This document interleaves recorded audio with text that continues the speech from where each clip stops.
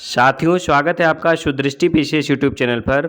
साथियों, समीक्षा अधिकारी प्रारंभिक एवं मुख्य परीक्षा, यूपी पीसीएस परीक्षा, यूपी ट्रिपल एससी की पेट परीक्षा और अन्य परीक्षाओं में जो जीएस का प्रश्न पत्र होता है, उसके अंतर्गत पूछे जाने वाले सभी विषयों के महत्वपूर्ण प्रश्नोत्तरों को हम पीडीएफ बनाकर इसकी एक वन लाइनर फॉर्म में आपको उपलब्ध करा रहे हैं। इसके अंतर्गत अभी आधुनिक भारत के इतिहास के 8 पीडीएफ मैंने आपको उपलब्ध करा दिए हैं। यह आज इसका नवा भाग है। चलिए प्रारंभ करते हैं। इसमें अति महत्वपूर्ण प्रश्नों को शामिल किया है, या आप कह सकते हैं ये रामबाण प्रश्न हैं जो आपकी परीक्षा में आपको देखने को मिलेंगे और परीक्षा में पूछे जाएंगे। चलिए प्रारंभ करते हैं। इसके पहले वाले भाग में मैंने बताया था जो भारत के गवर्नर जनरल हुए हैं, उसमें 1905 से पहले के गवर्नर जनरल जो हुए हैं उनको मैंने कवर किया था। उनसे संबंधित जो प्रश्न महत्वपूर्ण हैं उनको कवर किया था। इसके आगे अब 1905 या 1899 के बाद के जो गवर्नर जनरल हुए हैं, या अंग्रेज अधिकारी हुए हैं, या कुछ पत्रकार हुए हैं जिनसे संबंधित है, या किसी को स्टेटमेंट किसी का है, या किसी ने किसी को उपाधि दी है, वो सब हमने इसमें शामिल किया है। चलिए प्रारंभ करते हैं। पहला प्रश्न है, भारत का सर्वाधिक अलोकप्रिय वायसराय था, तो इसका सही उत्तर क्या है? भारत का सर्वाधिक अलोकप्रिय वायसराय कौन था? Lord Curzon. और अलोकप्रिय क्यों था? क्योंकि इसके समय में एक बंगाल विभाजन की घटना हुई थी, और बंगाल विभाजन की घटना के कारण ही इसको बहुत इसका दंश झेलना पड़ा। अगला प्रश्न है, बंगाल विभाजन भारत के किस वायसराय के समय की महत्वपूर्ण घटना थी? तो ये किसके समय की थी? लॉर्ड कर्जन के समय की थी। ये घटना जो बंगाल विभाजन थी 1905 वाली, ये किसके समय की थी? लॉर्ड कर्जन के समय की थी। और बंगाल विभाजन में मैंने आपको बताया था 3 तिथियां थी।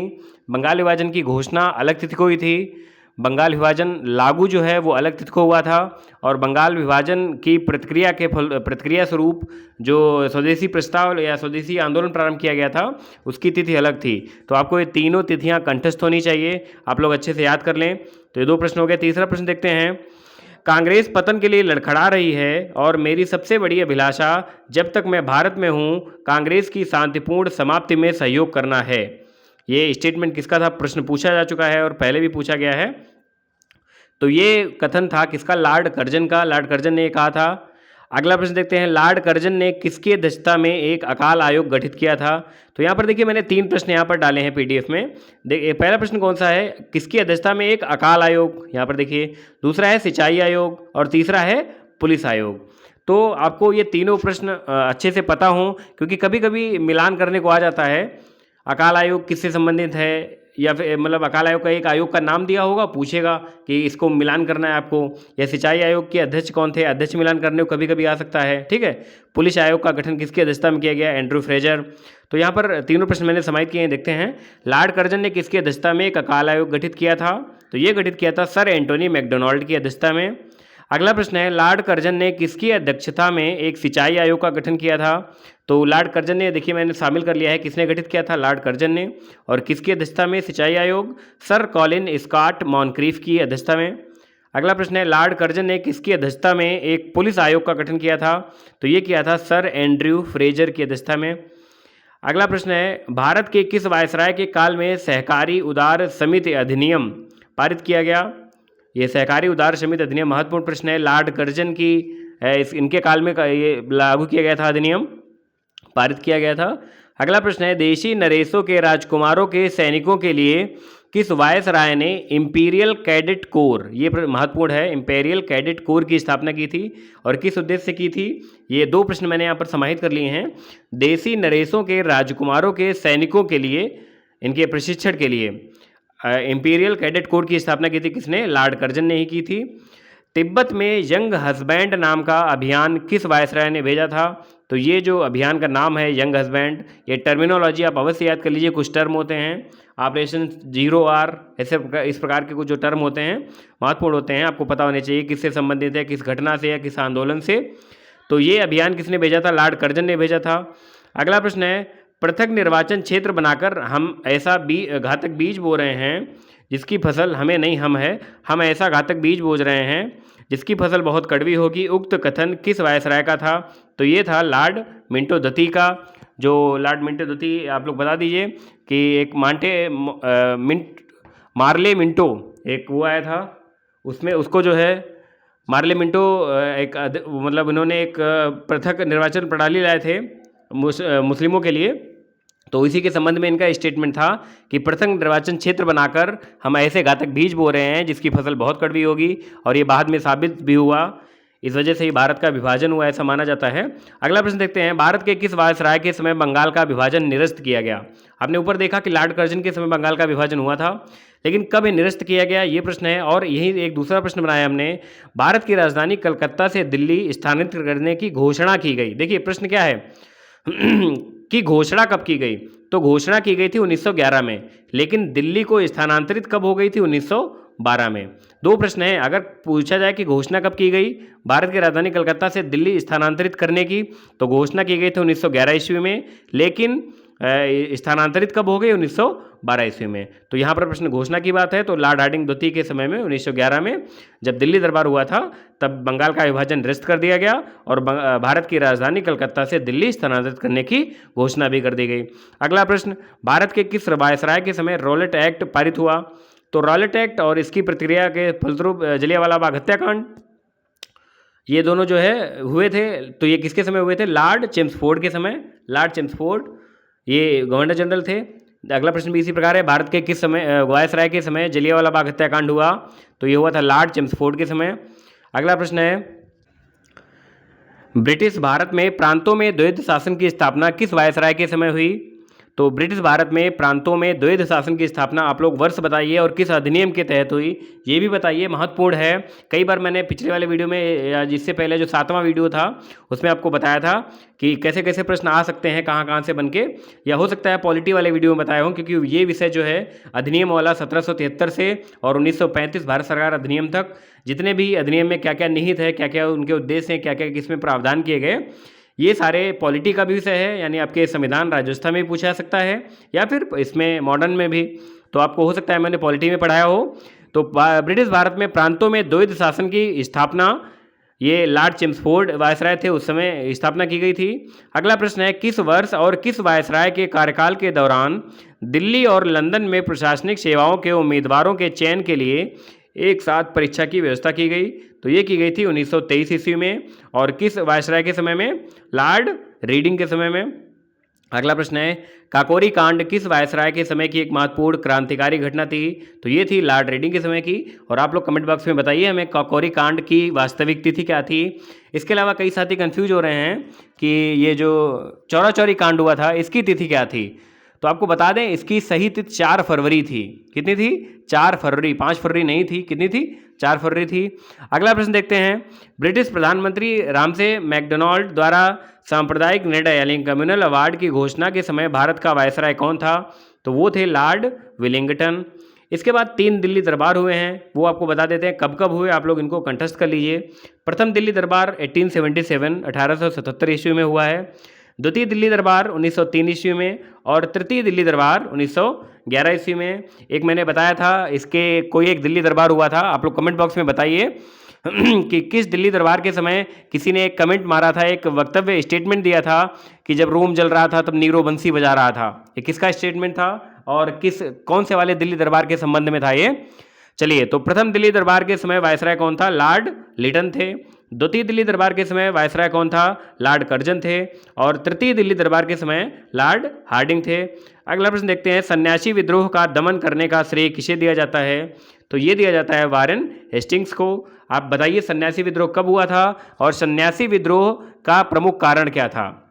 इन लोगों की मांग क्या थी या ऐसा इन पर क्या अत्याचार किया गया था जो इन लोगों ने विद्रोह किया? अगला प्रश्न है, 1855 ईस्वी में संथालों ने किस अंग्रेज कमांडर को पराजित किया? तो ये पराजित किया था किसको? मेजर बारो को। इसके बाद अगला प्रश्न है, बनारस हिंदू विश्वविद्यालय का शिलान्यास किसके द्वारा किया गया? तो ये किया गया था लॉर्ड हार्डिंग के द्वारा। ये वास्तव में लॉर्ड हार्डिंग द्वितीय था और बीएचयू का शिलान्यास अर्थात इसका जो शिलापट था उसको इनॉग्रेशन या उसका अनावरण किया गया था किसके द्वारा? लॉर्ड हार्डिंग के द्वारा। अगला प्रश्न है, बंगाल विभाजन के समय बंगाल का लेफ्टिनेंट गवर्नर, देखिए यहाँ पर बंगाल का लेफ्टिनेंट गवर्नर पूछा जा रहा है, यहाँ पर भारत का गवर्नर जनरल नहीं पूछा जा रहा है, भारत का वायसराय नहीं पूछा जा रहा है। क्या पूछा जा रहा है? बंगाल का लेफ्टिनेंट गवर्नर कौन था? Sir Andrews Fraser. Sir Andrews Fraser था। अगला प्रश्न है, गांधी जी के आंदोलनों को राजनीतिक फिरौती की संज्ञा किस वायसराय ने दी थी? तो ये दी थी लॉर्ड लिथिगो ने। किसने? लॉर्ड लिनलिथिगो। अच्छा, एक चीज़ और है, अगस्त प्रस्ताव भी यही लाए थे। आप लोग देखिए, आप लोग कमेंट बॉक्स में कमेंट करके बताइए कि अगस्त प्रस्ताव कौन लाया था और अगस्त घोषणा किसकी थी और किस किस वर्ष लाए गए ये दोनों। चलिए अगला प्रश्न है, किस वायसराय के द्वारा आज़ाद हिंद फौज के अभियुक्तों को क्षमा कर दिया गया था? तो ये किया गया था लॉर्ड वेवेल के द्वारा। प्रश्न संख्या 27 है। यहाँ पर देखिए 3 प्रश्न मैंने समाहित किए, जैसे मैंने दिल्ली दरबार के तीनों प्रश्न समाहित कर लिए थे कि कब कब हुए और तब वायसराय या गवर्नर जनरल कौन था। यहाँ पर देखिए कैबिनेट मिशन के समय भारत का वायसराय कौन था, या साइमन कमीशन के समय भारत का वायसराय कौन था, या क्रिप्स मिशन के समय भारत का वायसराय कौन था। ये तीनों प्रश्न महत्वपूर्ण हैं और ऐसे प्रश्न IIT परीक्षा में पूछ दिए जाते हैं। 4 विकल्प दिए होंगे और आपसे पूछा जाएगा कि ये जब घटना हुई या ये हुआ, कैबिनेट मिशन आया या साइमन कमीशन आया या क्रिप्स मिशन आया, तब जो है भारत का वायसराय कौन था, आपको बताना पड़ेगा। तो देख लीजिए, कैबिनेट मिशन के समय भारत का वायसराय कौन था, लॉर्ड बेवेल थे। साइमन कमीशन के समय लॉर्ड इरविन थे और क्रिप्स मिशन के समय कौन था, लॉर्ड लिनलिथिगो थे। आपको वास्तव में अगर इनका वर्ष पता है, साइमन कमीशन का, कैबिनेट मिशन का या क्रिप्स मिशन का, इनका वर्ष आपको अवश्य पता होना चाहिए, क्योंकि क्रमबद्ध इसमें आ जाता है कि इनको क्रम से लगाइए या इनके कालानुक्रम में, घटना के वर्ष के कालानुक्रम में इनको अरेंज करिए। तो आपको अरेंज करना पड़ जाएगा। ऐसा प्रश्न हर परीक्षा में 1 या 2 मिलते हैं अवश्य, ठीक है। तो इनको आपको वर्ष इनका पता होना चाहिए। इसके अलावा अगर आपको इनका वर्ष पता है तो आप एक अनुमान लगा सकते हैं कि उस समय गवर्नर जनरल या वायसराय कौन रहा होगा। क्यों? क्योंकि लॉर्ड इरविन की के समय की केवल एक ही घटना नहीं थी, इनके समय की और भी कई घटनाएं रही हैं। गांधी इरविन पैक्ट रहा है, तो आपको अगर साइमन कमीशन पता है और उसके आसपास गांधी इरविन पैक्ट भी पता है कि इस समय हुआ था, तो आप एक थोड़ा मोड़ा ऐसे ही कोई घटना है जिसको आपने क्वेश्चन के रूप में नहीं पढ़ा है, तो आप उसमें आइडिया लगा सकते हैं कि इस समय ये घटना भी हुई थी और इसका भी समय यही है, तो यही इसके गवर्नर जनरल या वायसराय होने चाहिए। चलिए अगला प्रश्न है, क्रिप्स मिशन के समय कौन था? तो क्रिप्स मिशन के समय भारत के वायसराय थे लॉर्ड लिनलिथिगो। आगे देखते हैं, नाव खाली में गांधी जी के विवेक एवं साहस को देखकर उन्हें 1 मैन बाउंड्री फोर्स की उपाधि किसने दी थी? तो ये दी थी लॉर्ड माउंटबेटन ने। कब हुआ था? नावखाली में जो दंगा हुआ था, वहाँ पर गांधी जी परिस्थिति को संभालने गए थे। उनके विवेक और साहस को देखकर उनको कौन सी उपाधि दी गई थी? उपाधि पूछी जाती है 1 मैन बाउंड्री फोर्स। किसको दी गई थी? गांधी जी को दी गई थी। और किसने दी थी? लॉर्ड माउंटबेटन ने दी थी। अगला प्रश्न है, भारत का अंतिम वायसराय कौन था? तो भारत का अंतिम वायसराय लॉर्ड माउंटबेटन था। और स्वतंत्र भारत का प्रथम गवर्नर जनरल ये भी कौन था? ये भी लॉर्ड माउंटबेटन ही था। देखिए यहाँ पर भारतीय नहीं लिखा है। अगले प्रश्न में क्या है? स्वतंत्र भारत के प्रथम भारतीय गवर्नर जनरल कौन थे? सी राजगोपालाचारी थे। और यही जो है अंतिम भारतीय गवर्नर जनरल भी थे, एकमात्र भारतीय गवर्नर जनरल हुए हैं ये। कौन? सी राजगोपालाचारी। तो प्रश्न 2 तरीके से है। देखिए, अगर भारतीय लिखा है तब तो आपको ये उत्तर देना है, अगर भारतीय नहीं दिया है, स्वतंत्र भारत के प्रथम गवर्नर जनरल पूछा है, तो क्या उत्तर होगा? Lord Mountbatten. अगला प्रश्न देखते हैं, भारत के प्रथम प्रधानमंत्री जवाहरलाल नेहरू के जीवनीकार कौन थे? तो प्रधानमंत्री प्रथम जवाहरलाल नेहरू जी के जीवनीकार कौन थे? फ्रैंक मॉरिस नाम था इनका। प्रथम बार भारत के प्रधानमंत्री की नियुक्ति किसके द्वारा की गई थी? तो ये की गई थी गवर्नर जनरल के द्वारा। अगला प्रश्न है, स्वदेशी आंदोलन से जुड़े, देखिए यहाँ पर 3 पत्रकार मैंने शामिल किए हैं, मिलान करने को पूछा जाता है या क्वेश्चन IIT पूछ दिया जाता है। 4 हैं यहाँ पर, देखिए कौन कौन से 4 हैं। ये है, इसमें ये भी इनके अंग्रेज मित्र भी थे। स्वदेशी आंदोलन से जुड़े हुए ब्रिटिश पत्रकार का नाम क्या था? तो इनका नाम था HW नेविंसन। ये एक ब्रिटिश पत्रकार थे और ये स्वदेशी आंदोलन के समय वहाँ पर उपस्थित थे। अगला प्रश्न है, दांडी मार्च में 78 स्वयंसेवकों में शामिल अमेरिकी पत्रकार था। यानी दांडी मार्च के समय गांधी जी के साथ में थे और इनका नाम था वेब मिलर। ये अमेरिकी पत्रकार थे। देखिए ऊपर जो है HW नेविंसन जो हैं वो ब्रिटिश पत्रकार हैं और वेब मिलर क्या हैं? अमेरिकी पत्रकार हैं। और लुई फिशर भी अमेरिकी पत्रकार हैं, ठीक है। और लुई फिशर कब मौजूद थे? लुई फिशर मौजूद थे भारत छोड़ो आंदोलन के दौरान महात्मा गांधी के साथ। तो ऐसे प्रश्न अगर पूछ लिया जाए, तीनों में कंफ्यूज मत होइएगा।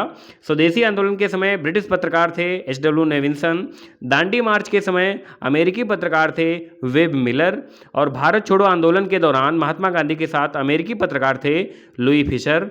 अगला प्रश्न देखते हैं, स्वाधीनता आंदोलन के दौरान महात्मा गांधी के घनिष्ठ अंग्रेज मित्र थे, इनका नाम है रेवरेंड चार्ली एंड्रयूज या दीनबंधु इनको कहा जाता है, इनकी उपाधि है, इनका उपनाम है दीनबंधु, इनका नाम पूरा है रेवरेंड चार्ली एंड्रयूज। और अंतिम प्रश्न है इस पीडीएफ का, कांग्रेस के बंबई अधिवेशन में भाग लेने वाले गवर्नर जनरल का नाम था। तो कांग्रेस का बंबई अधिवेशन जो 1915 में हुआ था, इसमें भाग लेने वाले गवर्नर जनरल, इनका नाम था लॉर्ड विलिंगटन। हालांकि ये उस समय गवर्नर जनरल नहीं थे और ये गवर्नर जनरल बाद में बने। इनका समय मैंने इसमें मेंशन कर दिया है, 1931 से 1936 के मध्य ये भारत के गवर्नर जनरल या वायसराय रहे हैं। तो ये उस समय गवर्नर जनरल नहीं थे और लेकिन शामिल हुए थे, तो ऐसा प्रश्न एक बार पहले पूछा जा चुका है। तो कुल ये 40 प्रश्न यहाँ पूरे हुए। गवर्नर जनरल से जुड़े हुए सभी प्रश्न मैंने इसमें शामिल कर लिए हैं। इसके बाद हम भारत का स्वतंत्रता संग्राम अगले पीडीएफ में बनाकर उसको जल्दी ही प्रारंभ करेंगे, क्योंकि सबसे अधिक प्रश्न वहीं से आते हैं। धन्यवाद।